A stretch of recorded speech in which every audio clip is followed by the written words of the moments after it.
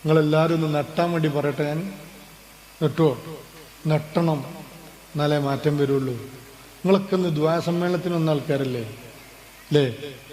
നമുക്ക് ആർക്കൊക്കെ ധൈര്യമുണ്ട്? കൈയൊക്കെ പൊന്തിച്ചാൽ വഷളാവും. അതുകൊണ്ട് ഞാൻ വഷളാക്കണ പണിയെടുക്കണില്ല. പലിശ വാങ്ങാത്ത മനുഷ്യന്മാരാരാന്നുള്ളത്. ബാങ്കിൽ ആധാരം കൊണ്ടുപോയി വെക്കാത്ത ആൾക്കാരാരുള്ളത്? അതല്ലെങ്കിൽ പൊന്ന് പണയപ്പെടുത്താത്ത ആരാളുള്ളത്? ആദ്യം ബാങ്ക്, പിന്നെ ആദ്യം ആധാരം വെക്കുക, പിന്നെ ബാങ്കിൽ പൊന്ന് കൊണ്ടുപോയി വെക്കുക, അതല്ലെങ്കിൽ വണ്ടി ലോണിന് അടവിനെടുക്കുക. ഇത് മൂന്നും ഇല്ലാത്ത ആളുകൾ എത്ര ആൾക്കാരുണ്ട്? പലിശ വാങ്ങൽ മോശാണ്. ഈ ആളെ വർത്താനം കേട്ടത് മൂന്നും പലിശ അല്ല. പലിശയല്ലേ? ആണ്. അതിന് ചില ആൾക്കാരെ ഹലാലാക്കാൻ വേണ്ടി നുണയും പ്രചരിപ്പിക്കുക. വണ്ടി ലോണിനൊക്കെ വാങ്ങുക, അതിൽ ഹറാമൊന്നുമില്ല. അപൂർവം ചില ആൾക്കാർ പറയുന്നത് കേട്ടിട്ടുണ്ട്. തനി ഹറാമാണ് നമ്മളെ നാട്ടിലെ ലോണ്, വണ്ടി. ഒരു സംശയവുമില്ല. അതിന് മസാല വേറുണ്ട്. ആ മസാല നമ്മളിവിടുത്തെ ബാങ്ക് ലോണ് ഒരിക്കലും യോജിപ്പിക്കാൻ കഴിയില്ല. എന്നിട്ട് ഇവിടുന്ന് വണ്ടി വാങ്ങിയ ചില വിദ്വാന്മാരോട് നിങ്ങളെ വണ്ടിക്ക് ലോൺ ഉണ്ടോ ചോദിച്ചു. അതിനൊക്കെ മസാല ഉണ്ടാക്കാൻ ഞാൻ പഠിച്ചിട്ടാണ് എടുത്തത്. അയാളെ ചിലപ്പോൾ ദിക്റാൽക്കൊക്കെ സ്റ്റേജ് മേൽ ദ്വാരക്കാൻ വരുന്നതേ. വലിയ വണ്ടി വാങ്ങിയില്ല നിങ്ങൾ, നിങ്ങൾക്ക് ലോണില്ല വണ്ടിമേൽ, നിങ്ങളെങ്ങനെ ദ്വാരക്കാൻ പോലെ? ഒക്കെ മസാല ഉണ്ട്. എന്ത് മസാല? തോന്നിവാസം ചെയ്യാൻ മസാല ഉണ്ടാക്കിയേ. അള്ള ദുആ സ്വീകരിക്കൂല. പിന്നെ എന്തിനു പറ്റും നമ്മളെ? വണ്ടി ലോണിന് വാങ്ങാത്ത ആൾക്കാരാരുള്ളത്? ഫ്രഷ് വണ്ടി ലോണെടുത്ത് വാങ്ങാത്ത, അടവിട്ട് വാങ്ങാത്ത ആരാണുള്ളത്? അപ്പൊ നമ്മളോട് അങ്ങനത്തെ ആൾക്കാരൊക്കെ ഇവിടെ നീച്ചു പോകണം എന്ന് പറഞ്ഞാൽ 80% ആൾക്കാർ നീച്ചു പോകേണ്ടി വരും. അപ്പൊ തൽക്കാലം നീച്ചു പോണ്ട. നിങ്ങൾ ഇന്ന് ഇവിടുന്ന് തീരുമാനിക്കുക, ഇന്ന് ഞാൻ വന്നതിനുള്ളൊരു ഉപകാരം. അടച്ചോനെ, ഞാൻ കുടുങ്ങിപ്പോയല്ലോ, ഇനിയിപ്പോ എന്താ കാട്ടുക? അള്ളഹാനോട് കരയാ. അള്ളാഹ് ഗഫൂറും ഗഫാറും അഫുവും ഒക്കെയാണ്. അറിയാതെ പെട്ടത് ഇന്നത്തെ വയല് കേട്ടപ്പോഴാണ് എനിക്കിതിൻ്റെ ഗൗരവം മനസ്സിലായത്. പക്ഷേ ശരിയെന്നല്ലേ ഞാൻ പറഞ്ഞത്? തെറ്റൊന്നുമില്ലല്ലോ, ശരിയാണെന്ന് പറഞ്ഞു. ഞാൻ പറയാൻ എനിക്ക് ആ വിഷയത്തിൽ 100% ഞാൻ ആ വിഷയത്തിൽ സൂക്ഷിക്കാറുണ്ട്. പുതിയ വണ്ടി ഞാൻ വാങ്ങാറില്ല. പുതിയ വണ്ടി 15-20 ലക്ഷം ഉറുപ്പിൻ്റെ വണ്ടി ആകുമ്പോൾ ലോൺ എടുക്കാതെ വണ്ടി കിട്ടൂല. അപ്പം എന്താക്കും? ആരെങ്കിലും ഒരു കൊല്ലം 1.5 കൊല്ലം ഉപയോഗിച്ച് പൈസ ഒക്കെ തീർത്ത വണ്ടി ഉണ്ടാവും, അങ്ങോട്ട് വാങ്ങും. എന്നാ പിന്നെ ആ പ്രശ്നമില്ലല്ലോ. പ്രിയപ്പെട്ട മുഅ്മിനീങ്ങളെ, വഅളുകൾ നല്ലോണം നടക്കുന്നു. ചില വഅളിൽ 10,000-കണക്കിന് ആളുകളാണ്, നേരിട്ടും അല്ലാതെയും. അതെന്തോ ഒരു ചില ആസ്വാദനമായി പോകാണ്. വഅളിന് കൂടിയിട്ട് കുറച്ച് സമയം പോക്കിയിട്ടുണ്ടെങ്കിൽ അതുകൊണ്ട് ഉപകാരം ഉണ്ടാവണ്ടേ? മുഅ്മിനാണോ പറഞ്ഞാൽ ഉപകാരം ഉണ്ടാവും, ഇല്ലെങ്കിൽ ഒരു കാര്യമില്ല. നമ്മളായി പെട്ടണോ? മാറേണ്ടതുണ്ട്. ഞാൻ ഈ വിഷയം ഗൗരവമായി പറയാൻ കാരണം, പലിശമ കൂടാൻ കാരണം, നമ്മുടെ അടുത്തൊക്കെ വന്ന് സങ്കടം പറയുന്ന മനുഷ്യന്മാർ, ഒരു ദിവസം ചികിത്സയും തേടി വരുന്ന മനുഷ്യന്മാർ രോഗികളല്ല, സാമ്പത്തിക ദുരിതങ്ങളുടെ കഥനകഥകളാണ് പലർക്കും പറയാനുള്ളത്. ആദ്യം തന്നെ വിഷമം വന്ന് പറഞ്ഞാൽ നിങ്ങൾ ലോൺ എടുത്തില്ലെന്ന് ചോദിച്ചാൽ അപ്പൊ ഇങ്ങനെ അന്തം വിട്ടിക്കും. പടച്ചോനായി, മൂപ്പരും മറിഞ്ഞ കാര്യമൊക്കെ പറയണ്ടല്ലോ. എന്ത് മറിഞ്ഞ കാര്യം പറയാനാ? ഒരു മറയാനുമില്ല. അള്ളാഹു ഗഫൂറാണ്, ഗഫാറാണ്, ഒരുപാട് വിശേഷണങ്ങൾ. റഹ്മാനാണ്, റഹീമാണ്. അല്ല എന്തെങ്കിലും ഇടങ്ങറുണ്ടാക്കും തോന്നുന്നുണ്ടെങ്കിൽ നമ്മൾ ചെയ്തതിന് കിട്ടുക നമുക്ക്. ലഹറൽ ഫസാദു ഫിൽ ബർരി വൽ ബഹരി ബിമാ കസബത് ഐദിൻ നാസ്. കയ്യിലിരിപ്പിന്റെ മോശം കൊണ്ട് കിട്ടുക നമുക്ക്. എന്നിട്ട് പടച്ചോനെ, ഇജ്ജിന്നോട് എന്ത് കളിയാ കളിച്ചത്, ഇജ്ജിന്നെന്ത് കാട്ടലാ കാട്ടിയത്, ഞാൻ എന്ത് തെറ്റാ ചെയ്തത്? നമ്മൾ ചെയ്യുന്ന ഒന്നും തെറ്റല്ല. ഉമ്മമാര്, സഹോദരിമാരൊക്കെ ശ്രദ്ധിക്കണം. പറയാനുള്ളതൊക്കെ പറയും, ചെയ്യാനുള്ളതൊക്കെ ചെയ്യും. കിട്ടാനുള്ളത് കിട്ടുമ്പോൾ ആകെ അടങ്ങറാവുകയാണ്. അള്ളാഹു നമ്മളെ കാക്കട്ടെ. നമ്മളെ സ്വഭാവവും വ്യക്തിത്വവും സമ്പത്തും അള്ളാഹു നന്നാക്കി തരട്ടെ. അതുകൊണ്ട് കേട്ടതിന് മാറ്റം വരുത്തണം. സങ്കടം വരും ഉസ്താദെ, കോടികൾ കടത്തിലാണ്, ലക്ഷങ്ങൾ കടത്തിലാണ്.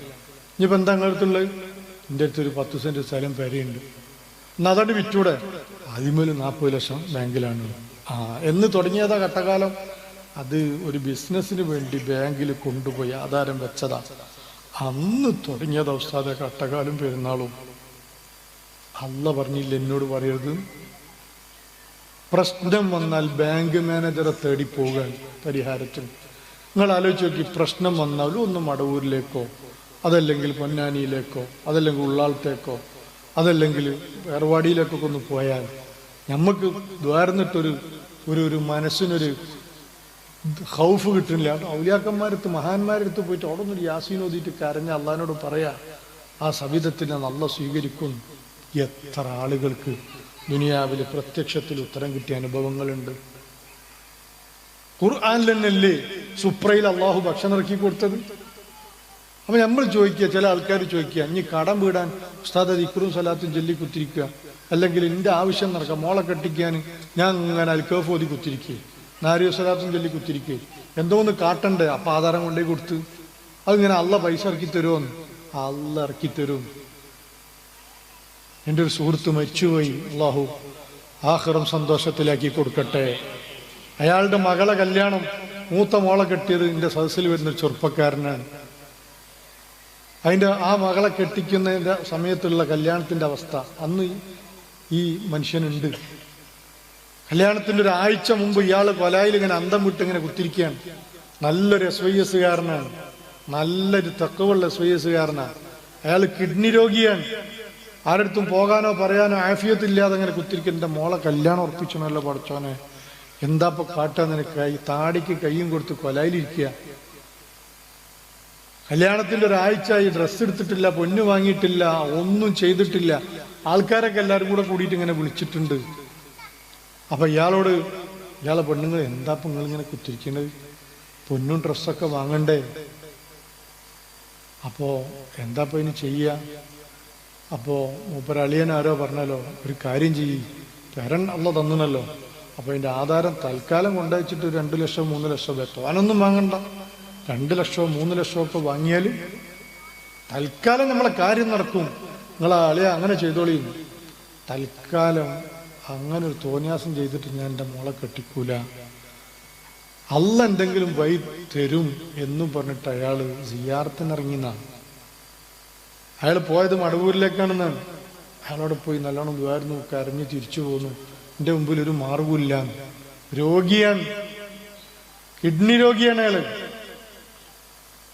അയാൾ വീട്ടിൽ വന്ന് വീണ്ടും ഇരിക്കുകയാണ്. ഇരിക്കുമ്പോ അന്നും അതിന്റെ മുമ്പൊക്കെ ഉണ്ടായിരുന്ന ആൾക്കാർ തന്നെ. അളിയൻ വന്നിട്ട് ചോദിച്ചു, അളിയ നിങ്ങളിപ്പോ ഇങ്ങനെ ഇരുന്നാലിപ്പോ കാര്യം ബേജാറാണല്ലോ, 1 ലക്ഷം 2 ലക്ഷത്തെ അളിയൻ കൊണ്ടുപോയി കൊടുത്താലോ? നിങ്ങൾ ടെൻഷൻ, സുഖമില്ലാത്ത ആളാണല്ലോ, കൂടുതൽ ടെൻഷൻ ആവണ്ട, ഈ 2 ലക്ഷം ബേജാറൊന്നുമില്ല, കല്യാണം കഴിഞ്ഞിട്ട് നമുക്ക് അതിന് പരിഹാരം ഉണ്ടാക്കാം എന്ന് പറഞ്ഞ് 2 ലക്ഷം കൊടുത്ത് തൽക്കാലം മോക്ക് എന്തെങ്കിലുമൊക്കെ ഒന്ന് വാങ്ങിക്കൊണ്ടിരിക്കും.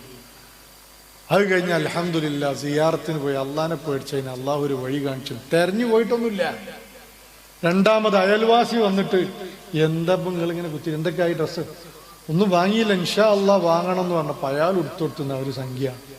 തൽക്കാലം നിങ്ങൾ കല്യാണത്തിന്റെ ആവശ്യങ്ങളൊക്കെ നടക്കട്ടെ, എന്നിട്ട് നമുക്ക് പൈസക്ക് പരിഹാരം ഉണ്ടാക്കാം. ഇയാളെ കല്യാണം ഭംഗിയായി കഴിഞ്ഞു. കൊടുക്കാനുള്ള കടങ്ങളൊക്കെ കൊടുക്കാനുള്ള കിട്ടിയത് കൊടുത്തു. കല്യാണം കഴിഞ്ഞ് കുറച്ചു കഴിഞ്ഞ് അയാൾ മരിച്ചും ചെയ്തു. രണ്ടാമത്തെ കല്യാണം ഇപ്പൊ കഴിഞ്ഞ ആഴ്ച കഴിഞ്ഞു. അയാൾ മരിച്ചതിന്റെ ശേഷം അയാൾ അന്ന് കെട്ടിയ പുതിയാപ്പിള വന്നിട്ട് ഉസ്താദേ, അന്നിപ്പം മൂപ്പരുണ്ടായിനി, ഇനിയിപ്പോൾ എന്താവും എന്നറിയില്ല, അളച്ചിൻ്റെ കല്യാണമൊക്കെ എല്ലാം കൂടെ. ഞാൻ പറഞ്ഞു നിങ്ങൾ ബേജാറാവണ്ട. അയാൾ ആരാന്നറിയോ? അയാൾ വല്ലാത്തൊരു മനുഷ്യനാണ്. അത്രയും മുഖ്ലിസാണ്. ഒരു സംഘടനാ പ്രവർത്തകൻ എന്ന് മാത്രമല്ല, നമ്മളെ പ്രസ്ഥാനം ശരിക്കും മനസ്സിൽ ഉൾക്കൊണ്ട മനുഷ്യനാണ്. പേരിൽ ഇവിടെ ഇങ്ങനെ എഴുതി ഒട്ടിച്ചുകൊണ്ട് കാര്യമില്ല, കൊടി പേരിൽ പിടിച്ചുകൊണ്ട് കാര്യമില്ല. അയാൾ ശരിക്കും നിങ്ങളെ കല്യാണത്തിന് അന്ന് അയാൾ ഈമാന് വെട്ടിത്തെളിച്ച് കാണിച്ചു കൊടുത്തിട്ടുണ്ട്. അയാൾക്ക് അതിനുള്ള വെളിച്ചമുള്ള കാണിച്ചു കൊടുത്തു. അവധി എത്തിയപ്പോൾ അയാൾ പോയിട്ടുണ്ട്. നിങ്ങൾ നോക്കേണ്ടി, ബേജാറാവണ്ട, ഇൻഷാ അല്ലാഹ്. ഇപ്പോൾ എത്തിയും കുട്ടിയാണ് ആ കുട്ടി, വാപ്പല്ലാത്തൊരു കുട്ടിയാണ്. കല്യാണം സുന്ദരമായി നടക്കും, പൈസ ബാക്കിയായിക്കോളും, നിങ്ങൾ പേടിക്കണ്ടാറും. അങ്ങനത്തെ ഒരു നല്ല വാപ്പൻ്റെ മോളെ കല്യാണം അല്ലാഹ് വെറുതെ